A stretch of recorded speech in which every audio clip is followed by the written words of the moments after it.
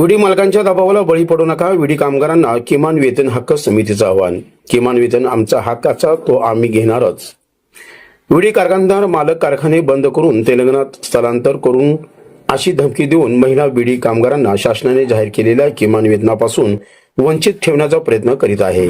या प्रयत्नाला हाणून पाडण्यासाठी महिला विडी कामगारांनी विडी मालकांच्या दबावाला बळी पडू नका असे आवाहन विडी कामगार किमान वेतन समितीच्या वतीने समितीचे निमंत्रक विष्णू कारंपुरी महाराज व प्रमुख डॉक्टर गोवर्धन सुंचू साहेबांना तेगेळी राहुल गुजर यांनी विडी कामगार किमान वेतन हक्क समितीच्या वतीने आयोजित केलेल्या विडी कामगार जागृती मेळाव्यात बोलताना केले.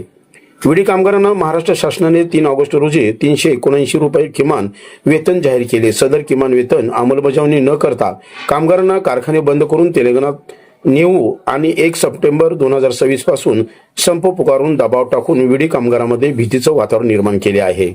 त्याचबरोबर महिला विडी कामगारांना आम्हाला मजूर वाढू नको, कारखाने बंद पाडू नका असे प्रकारचे निवेदन बिडी कारखान्याचे व्यवस्थापक महिलांना घेऊन सहाय्यक कामगार आयुक्त कार्यालयात पाठवून देत आहेत. अशा प्रकारे बिडी उद्योगात अशांतता निर्माण करण्याचा प्रयत्न सुरू. याबाबत महिला बिडी कामगार जनजागृती करण्यासाठी बिडी कामगार जागृती मेळावा आयोजित करण्यात आले. डॉक्टर गोवर्धन सुंचू यांच्या आदेशाखाली झालेल्या मेळाव्यात विष्णू कारंपुरी महाराज साहेबांना तोगेळी, राहुल गुजर, चंद्रकला गुजर, निलेश तोगेळी, लक्ष्मीबाई इप्पा यांची प्रमुख उपस्थिती होती. मेळाव्याची प्रस्तावना राहुल गुजर यांनी केले तर प्रमुख मार्गदर्शक विष्णू कारंपुरी महाराज, डॉक्टर गोवर्धन सुंचू व साहेबांना तोगेळी यांनी केले. सूत्रसंचालन व आभार प्रदर्शन विठ्ठल कुराडकर यांनी केले. सदर मेळावा यशस्वी करण्यासाठी श्रीनिवास बोगा, पप्पू शेख, गुरुनाथ कोळी, लक्ष्मीबाई कोनापुरे यांनी केले. सदर मेळाव्यास बिडी कामगार महिला मोठ्या संख्येत उपस्थित होते.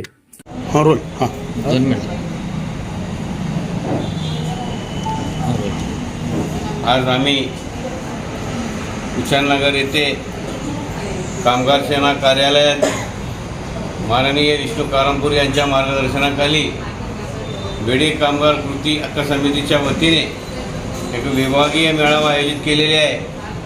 हा मेळाव्याचा मुख्य उद्देश मालकाकडून म्हणजे कारखानदाराकडून बिडी कामगारांना धमकावण्याचा प्रयत्न होत आहे. बिडी कारखाने आम्ही बंद करणार असे धमकावण्याचा प्रयत्न होत आहे. त्यामुळे आम्ही प्रत्येक महिलांना समजूत काढण्यासाठी आणि जो घडलेला प्रकार त्यांना समजून काढण्यासाठी आज या ठिकाणी विभागीय मेळावा आयोजित केलेले आहे. आम्ही सांगितलेले आहे, आज गेल्या 2-3 महिन्यापूर्वीपासून कामगार माता भगिनींनी आमच्याकडे आल्यानंतर विडी कामगारांना किमान वेतन मिळालं पाहिजे यासाठी हक्क समितीच्या वतीने राष्ट्रवादी कामगार सेल, शिवसेना, नवमहाराष्ट्र कामगार आणि इंटकच्या वतीने आम्ही सर्वांनी एकत्रित येऊन माननीय कामगार मंत्री आकाश पुणकर साहेब यांच्याकडे आम्ही विनंती केलेली आहे. त्या मंत्री साहेबांनी सुद्धा 4 ते 5 वेळा बैठका घेतलेले आणि त्यांना कामगारांच्या परिस्थिती समजून आलेली आहे. म्हणून 3 ऑगस्ट रोजी त्यांनी विडी कामगार सोलापूर शहरासाठी 361 रुपये, अन्य भागासाठी 379 रुपये जाहीर केलेले आहे. जाहीर केल्यानंतर प्रत्येक कारखानदाराकडून विडी कामगारांना धमकावण्याचा प्रयत्न होत आहे. कारखाने बंद करणार, कारखाने या ठिकाणी टिकणार नाही आणि तेलंगणाला जाणार. तेलंगणासुद्धा आम्ही त्या ठिकाणी नेते आणि कामगार मंत्री आधीशी आम्ही संपर्क केलेले आहे की महाराष्ट्र शासनाने सोलापूर आणि महाराष्ट्रातील लोकांना की विडी कामगार किमान वेतन त्यांना जाहीर झालेले आहे. या लोकांनी तुमच्या तेलंगणामध्ये येऊन कारखाने ताटणार असे धमकी दिले जात आहे. मग तिकडनं आम्हाला समजलेलं आहे की या ठिकाणी कामगारांना सुद्धा महाराष्ट्राप्रमाणे मजुरी आम्ही देण्यासाठी भाग पाडू असं सांगितलेले आहे. तरी आम्ही कामगारांना विनंती केलेली आहे, कुठल्याही मालकाला न घाबरता आपण सर्वांनी एकत्रित यावं आणि किमान वेतन घेतल्याशिवाय आपण राहायचं नाही असे आम्ही सर्व कामगारांना विनंती केलेली आहे. जय हिंद, जय राष्ट्रवादी, जय महाराष्ट्र.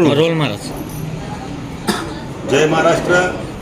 आज बिडी कामगार किमान वेतन हक्क समितीच्या वतीने बिडी कामगार जागृती मेळावा आयोजित करण्यात आलेला आहे. या मेळाव्याची पूर्ण पार्श्वभूमी आमचे डॉक्टर सुंचू साहेबांनी सांगितलेलं आहे. प्रामुख्यानं बिडी कामगारांना किमान वेतन मिळवून देण्यासाठी गेल्या 6 महिन्यापासून कामगार मंत्री पुणकर साहेबांकडे वेळोवेळी झालेल्या बैठकीमध्ये बिडी कामगार किमान वेतन हक्क समितीच्या वतीने आम्ही प्रखर भूमिका मांडली आम्ही त्या ठिकाणी किमान वेतन कशा पद्धतीने मिळालं पाहिजे आम्ही भूमिका मांडली.